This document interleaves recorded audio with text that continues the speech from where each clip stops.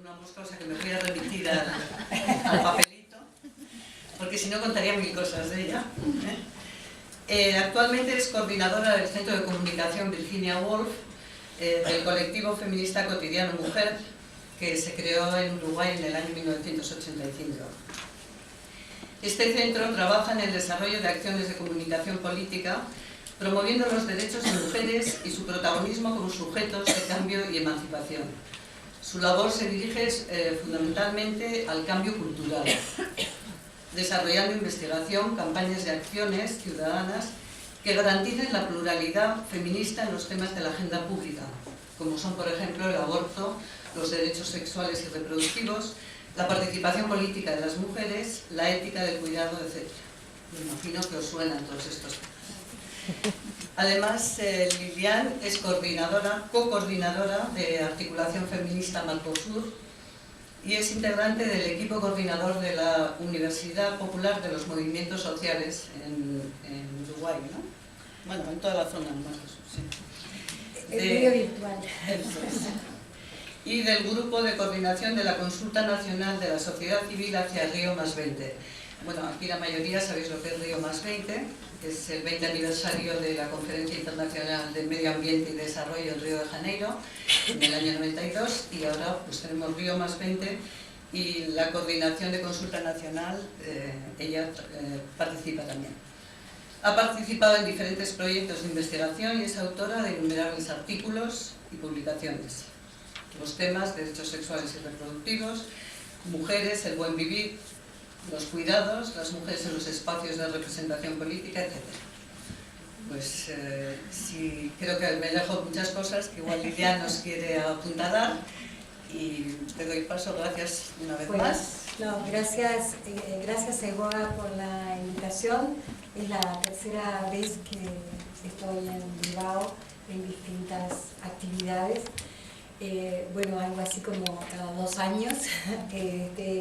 Y para nosotras, tal vez estas instancias son la verdadera cooperación, en la medida en que podemos compartir aquellas cosas, aquellas líneas, aquellas reflexiones que animan nuestra acción política, que básicamente se desarrolla en el campo del feminismo y de la sociedad civil y del voluntariado y haciendo mil cosas diferentes, como tal vez muchas de las que trabajan en asociaciones civiles saben que se hace, que desde servir el café hasta hacer la fotocopia, hasta escribir el artículo, editar el libro, buscar la carátula, etc.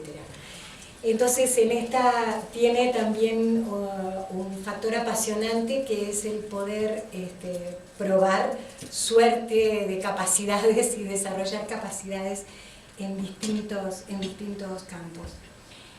Yo elegí un enfoque para esta, siempre que uno tiene que hacer una presentación, por supuesto tiene una nota conceptual que orienta, pero bueno, siempre los abordajes pueden ser y son efectivamente muy distintos, y yo elegí un abordaje un poco más teórico, porque también pienso que estamos en un momento en que necesitamos pensar, en que necesitamos abusar el intelecto a buscar respuestas y respuestas que nos animen frente a un momento bastante desesperanzador.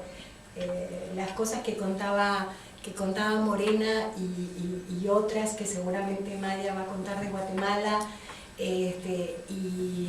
y otras que conocemos del mundo, y que la criminalización es hoy parte de una agenda política global, y la criminalización en todos los sentidos, la criminalización de la protesta, la criminalización de los cuerpos, la criminalización de la autonomía, básicamente. Entonces me pareció interesante y para usar correctamente el tiempo, porque me gusta mucho ser espontánea, pero generalmente va por lados que no tienen que ver con los que pensé. Voy a referirme más al texto que preparé. Y para empezar, me gustaría definir un poco en la línea de Foucault, cuando dice que un dispositivo supone trazar un mapa, cartografiar, medir un territorio desconocido, y a eso le llama trabajo de campo. Y me pareció interesante empezar con esto porque creo que trabajo de campo es lo que el feminismo ha recorrido desde las líneas de fuga de los cuerpos, mapeando dolores y placeres silenciados, cartografiando violencias y colocando el cuerpo como territorio de poder y al mismo tiempo de liberación, ¿no? Entonces, en esta cartografía no es una cartografía solo negativa, diciendo el cuerpo pasivo frente a ese dolor, sino un cuerpo capaz de producir también el placer de la vida, del encuentro, de la comunicación. Y el cuerpo es uno de esos saberes impertinentes, como dice Diana Mafia, que articula las dimensiones de clase, de género, orientación sexual, identidad, edad, capacidad física. Creo que ustedes conocen la campaña que se desarrolla desde hace algunos años en América Latina por una convención de derechos sexuales y de derechos reproductivos. Más allá de que esta campaña choca con los obstáculos concretos de los países concretos, que son los que están en los espacios interamericanos que tienen que definir las convenciones, les recomiendo la lectura del manifiesto de la campaña, porque me parece que marca una hoja de ruta de lo que el movimiento feminista latinoamericano ha producido como conceptualización respecto al cuerpo. Y voy a traer justamente un pedazo de este manifiesto. Por ello, dice el manifiesto, urge una nueva reconceptualización del cuerpo en su dimensión política, recuperando su marco emancipatorio para desde allí analizar cómo es impactado por las fuerzas excluyentes de la economía neoliberal, el militarismo y los diversos fundamentalismos. Nada más personal que el cuerpo y nada más político tampoco. Y recordemos que este fue el lema que dio nacimiento, lo personal es político, referido incluso al movimiento de autoconciencia, de mirada para nosotras mismas y para nuestro cuerpo. El cuerpo político se ubica no solo atado a lo privado y al ser individual, sino también vinculado íntegramente al lugar, a lo local, a lo social, al espacio público. Sobre el cuerpo actúan el Estado, la comunidad, la familia, la religión, el mercado, las fuerzas fundamentalistas, pero también actuamos nosotras, los movimientos, las disputas, los actores, ¿no? También formamos parte de esa disputa. Los movimientos feministas han centrado sus estrategias en estas reelaboraciones simbólicas y subjetivas a través de infinidad de acciones subversivas y rebeldes. El principal logro ha sido precisamente la constitución de las mujeres como sujetos políticos, con capacidad de agencia política para transformar la experiencia social de los cuerpos en experiencia política. Es en el cuerpo donde se inscriben las fronteras definidas por el racismo, el heterosexismo y el etnocentrismo. Practicar la desobediencia epistémica, al decir de Walter Mignolo, que forma parte del pensamiento crítico decolonializador y que plantea hoy este esfuerzo por repensar y repensar las corrientes también de la teoría crítica, tiene como una de sus pistas el preguntarse acerca de cuáles serían las transformaciones de la propia teoría crítica si el género, la raza y la naturaleza se incorporan plenamente en su marco conceptual y político, y no solo marginal, no solo como aquello que muestra los casos, ¿no? Sino realmente en el centro de la generación, y por eso la desobediencia epistémica y la posibilidad de generar nuevo pensamiento crítico.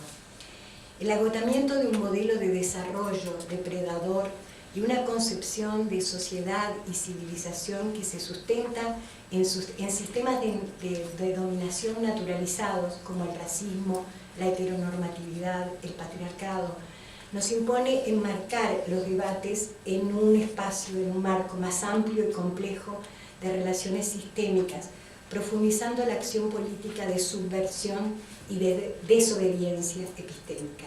Y esta cuestión de sospechar de las palabras y de los conceptos, que por más que se hagan moda, están trayendo, la propia palabra y el concepto de desarrollo es uno de ellos, pero podríamos hablar infinidad cuando hablamos de recursos naturales en vez de bienes comunes, cuando hablamos de algunas cosas que forman parte de la colonización de nuestros propios pensamientos, que es cómo pensamos la realidad. Pensamos que el agua es un recurso natural o es un bien común necesario para la vida. Sin vida en un planeta no hay, sin agua no hay vida. Entonces, poder repensar estas cosas que desde los medios de comunicación, desde las instituciones, etcétera, forman parte de la mercantilización de la vida en el planeta Tierra, es un esfuerzo de desobediencia epistémica y por lo tanto también de colocar la sospecha sobre los conceptos para poder repensarlos. Muchos conceptos están hoy atravesados por debates y controversias. ¿Cómo valoramos la modernidad? ¿Qué nos ha dejado la modernidad? Y a la vez, ¿cuáles herencias y cargas simbólicas y materiales devienen de nuestro pasado colonial? Coincido con Liliana Suárez Narváez cuando dice que la descolonización del feminismo implica abandonar atalayas y laboratorios, instituciones de diagnosis y prognosis, identidades certeras y herramientas analíticas monocordes. La descolonización implica trabajar en alianzas híbridas, multiclasistas, transnacionales, para potenciar un movimiento feminista transformador que pueda contrarrestar con organización, solidaridad y fortaleza la dramática incidencia del capitalismo en la vida de las mujeres.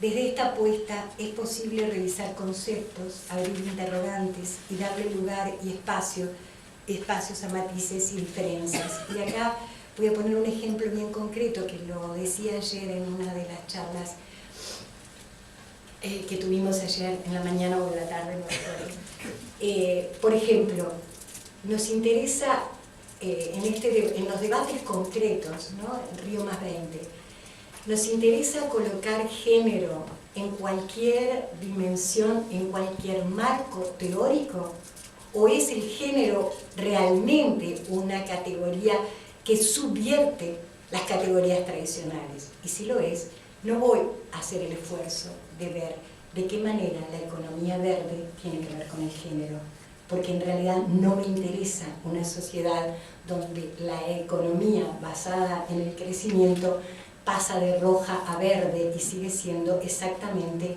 la misma mercantilización de la naturaleza, ahora pensada en términos de utilización de recursos agrícolas para la producción energética, ¿no? Entonces transformar en grandes graneros de caña de azúcar o para producir, para sustituir al petróleo y seguir financiando en definitiva las empresas multinacionales que son las dueñas de la tecnología verde.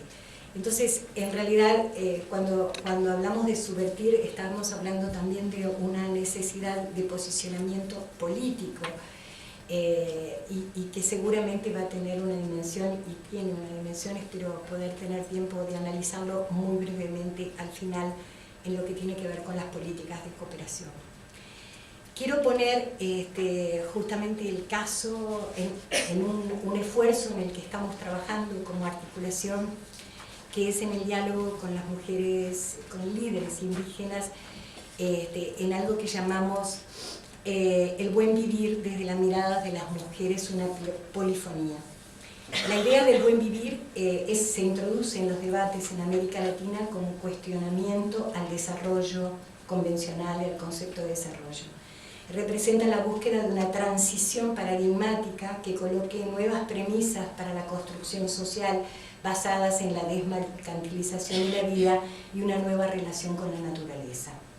La concepción del buen vivir, vivir bien, recurre a la idea de comunidad, sosteniendo que el mundo no puede ser entendido desde el yo occidental, sino desde la interacción y complementariedad de todas las personas que habitan una comunidad y a la vez de la relación entre las personas y la naturaleza. Más que una nueva construcción teórica, el buen vivir expresa una búsqueda en proceso y se hace, o se debería hacer, desde diferentes miradas y perspectivas. Un colega uruguayo, Eduardo Udinas, ecologista,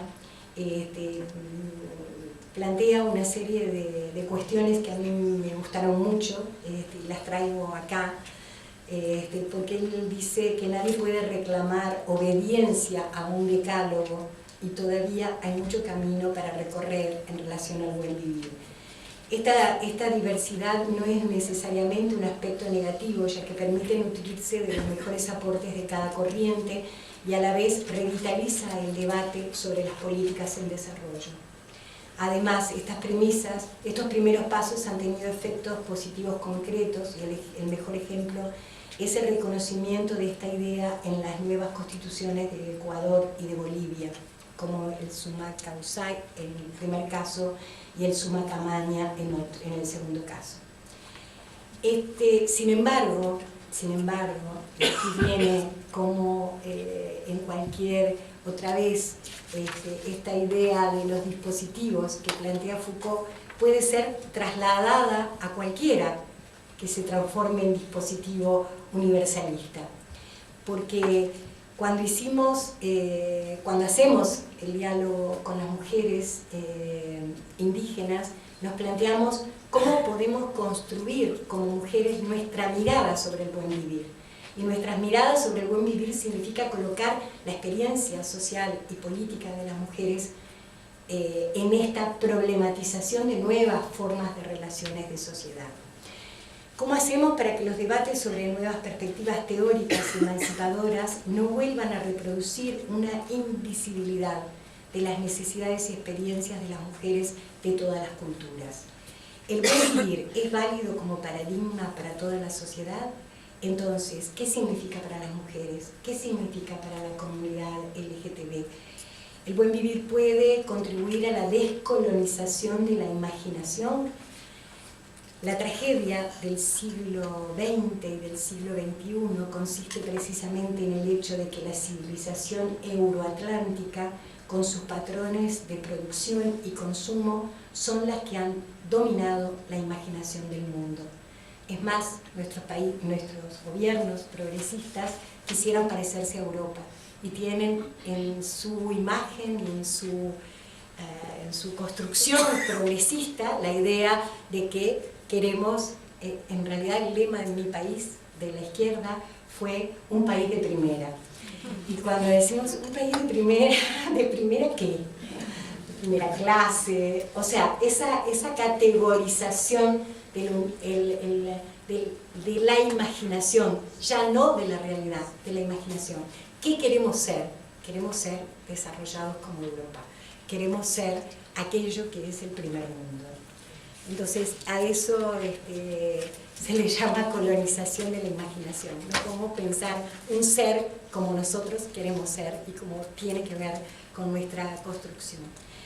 Abrir un espacio de diálogo sobre el buen vivir desde la mirada de las diversas identidades de mujeres líderes indígenas y urbanas constituye una experiencia de traducción política y resignificación. Pero no es una confrontación entre identidades urbanas e indígenas, sino una polifonía en el sentido más pleno de la palabra, que hace del diálogo plural una cultura política en sí. Las diferencias y la confrontación no son patologías de la política, sino su proceso de construcción, o por lo menos no lo son para nosotras, aunque sí sabemos que en la política real la confrontación y la diferencia se convierten en patologías, porque no hay posibilidades de síntesis y aprendizaje. Una líder indígena en un diálogo que hicimos en Paraguay decía: al buen vivir hay que mascarlo bien. Y expresaba de esa manera una idea de que ellas aún no, si bien tenían la idea del buen vivir, en realidad no habían construido, no habían formado parte en la construcción de ese buen vivir desde su experiencia. Y quiero traer acá, en esta suerte de polifonías múltiples, a la feminista francesa Françoise Collin, cuando ella dice que cuando las habladas se convierten en hablantes, introducen una ruptura en el espacio de la enunciación. Cuando las mujeres indígenas hablan de buen vivir, traen cosas que no son la democracia comunitaria como la hablan y la venden y la divulgan los líderes varones. Traen cosas que tienen que ver con otras dimensiones de su vida y de sus experiencias. Y la política de las mujeres, dice Françoise Collin, no imagina a priori de un modo teórico o más bien ideológico la sociedad ideal. No se deja dirigir por un modelo, sino que se entrega a la interpretación de la coyuntura. La atención que se le otorga al ámbito del texto y a la creación no es periférica. La praxis es también una plástica. Y por lo tanto, la praxis del diálogo conforma la idea que podemos construir en conjunto esa polifonía. Las voces de las mujeres sobre el buen vivir, sus experiencias de vidas, no son un componente de primer orden para la enunciación de las nuevas pistas de pensamiento. Y por eso, en realidad, estamos en esta disputa de pensar en este contexto y en los contextos de crisis, cómo ponemos los cuerpos en el debate político. Una dirigente, Lourdes Huanca, de Perú, decía en este diálogo: los varones no se entienden y no hablan de nuestros temas cuando se habla del buen vivir, la planificación familiar, las decisiones de las mujeres. Los hombres dicen que eso forma parte del liberalismo de las feministas, o sea, las feministas somos la expresión del liberalismo o del neoliberalismo. Mujeres borrachas que están violentando nuestras costumbres. Hay tabú, no se habla del buen vivir en su integralidad. Por ejemplo, ¿qué cosa es el orgasmo? Lo hemos disfrutado, decía Lourdes en este taller. Entonces, cuando ellas toman la palabra, realmente son dirigentes importantes que están en una disputa en el espacio de disputa con los dirigentes hombres con los cuales comparten una cantidad de otras disputas. Y tal vez aquí quiero tal vez tomar algunos de los temas que hacen incluso una de las preguntas que se planteaban en el panel anterior, que me parecen bien interesantes. Nosotras hemos entonces cartografiado en conjunto, en estos diálogos, cuáles son las proximidades, las cosas que nos acercan en nuestras experiencias, y hay muchas que nos separan. O sea, yo no elegí vivir en una ciudad, pero vivo en una ciudad, y evidentemente tengo una experiencia en relación a la naturaleza y en relación a mi relación cotidiana con las cosas de la naturaleza, mediadas por un supermercado y mediadas por los espacios urbanos dedicados a la naturaleza en la planificación urbana. Y por lo tanto, sin duda, tengo una experiencia que es diferente a la experiencia de alguien que convive con los animales, vive de la tierra, vive de plantar, vive de cuidar la semilla. Entonces, ¿cuáles son nuestros puntos? Y ninguna de las dos, si nos ponemos en individuos, podemos modificar por simple voluntad nuestras condiciones, porque no está en nuestras manos transformar las ciudades en otra cosa, ni está en sus manos transformar esa relación con la naturaleza. Entonces, lo único que nos queda es extender el puente entre las comprensiones y las cosmovisiones que construyen, y aquí me voy a referir particularmente a una experiencia que vivimos el año pasado en relación a un seminario y a un proceso convocado en Bolivia por el propio gobierno de Bolivia en relación a la despatriarcalización del Estado y a la descolonización. Y lo digo así porque en realidad para mí fue una oportunidad maravillosa de poder dialogar.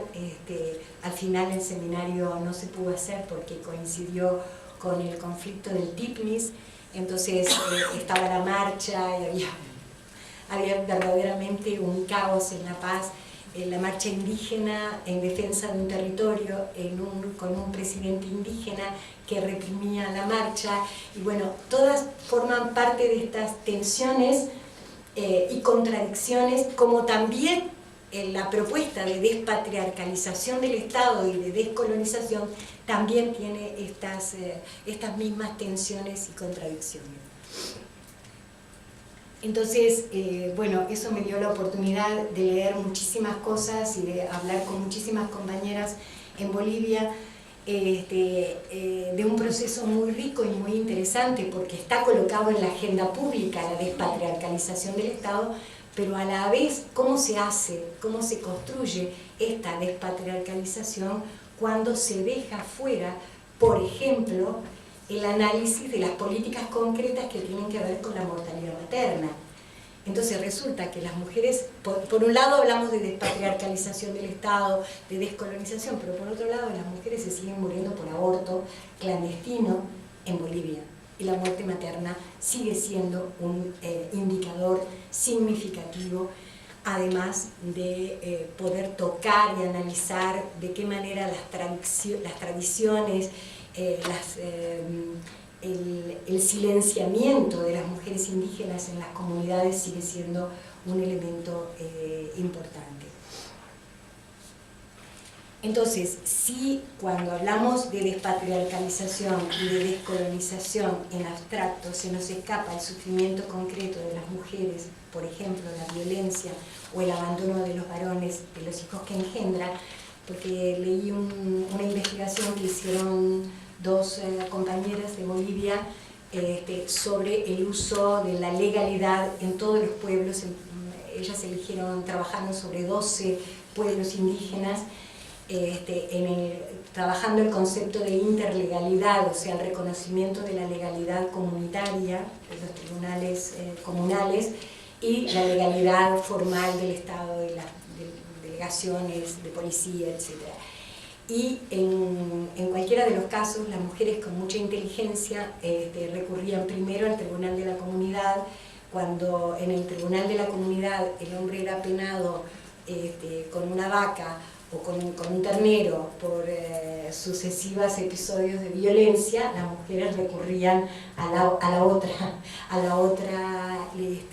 la policía, sí tenían condiciones de salir. Entonces esa interlegalidad primero mostraba que los temas por los cuales las mujeres recurren a la ley son los mismos en las mujeres urbanas que en las mujeres indígenas. Tiene que ver con la violencia, tiene que ver con el aborto, tiene que ver con la tenencia de los hijos, tiene que ver con el reconocimiento de los hijos. Y si mapeáramos estas situaciones, veríamos que las diferencias no son tan grandes como nos quieren hacer creer. Gracias. Entonces, voy a ir al diálogo entonces sobre el tema de la naturaleza, la relación entre cultura y naturaleza. Uno de los aportes de la teoría feminista es cuestionar la idea de la mujer y del hombre como esencias naturales de lo humano, que convierten en anomalías patológicas las múltiples formas de relaciones interpersonales y expresiones de deseo sexual. Y en este sentido, obviamente, que esta idea, la complementariedad, tal como es vivida en la cosmovisión indígena, no se diferencia demasiado de aquella que nosotras hemos cuando nacimos como feministas, también cuestionamos qué es la complementariedad hombre-mujer en las culturas y civilizaciones judeocristianas de las cuales provenimos. Por lo tanto, no nos parece que haya una diferencia, si bien es cierto que hay una... Tal vez lo que sí es cierto es que necesitamos todas y todos, no la mujer naturaleza, sino el ser humano y su relación con la naturaleza, combatir el antropocentrismo que plantea al ser humano como el eje superior y dominador de la naturaleza.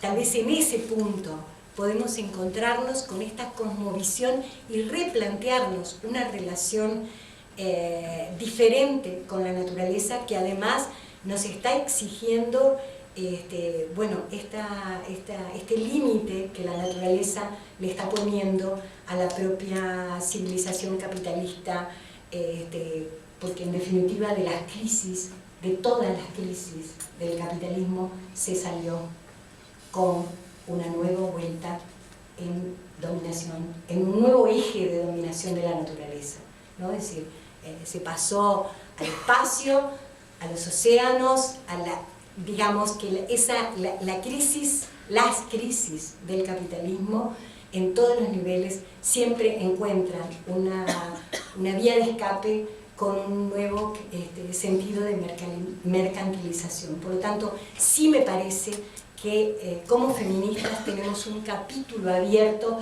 de repensar cómo, sin dejar de considerar los otros aspectos, porque creo que el de la complementariedad y otros niveles podemos empezar a pensarlo como elementos sustanciales del encuentro y del diálogo con las mujeres y las líderes indígenas.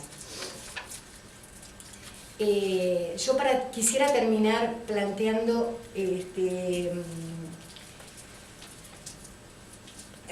básicamente esta necesidad de hacer del diálogo una práctica política, y una práctica política que nos permita reelaborar tanto en los aspectos simbólicos y teóricos del pensamiento feminista la experiencia social de las mujeres en todos los campos de la vida, politizándolas y transformando esas vivencias individuales en problemática colectiva a través de infinidad de acciones subversivas y rebeldes.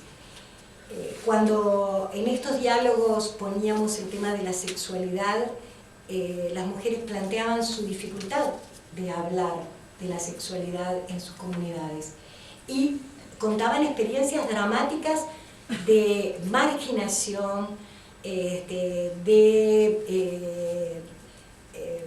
expulsión de la comunidad política, que es la propia comunidad, como decía Arendt, el derecho fundamental es pertenecer a una comunidad política, frente a la homosexualidad, más aún si eran mujeres, ¿no? O sea, el lesbianismo absolutamente, y ellas veían sus dificultades, como también el movimiento feminista tuvo en sus orígenes sus dificultades para abordar la diversidad. Por lo tanto, la diversidad entre nosotras, pensándonos como mujeres singulares en un colectivo único y universal.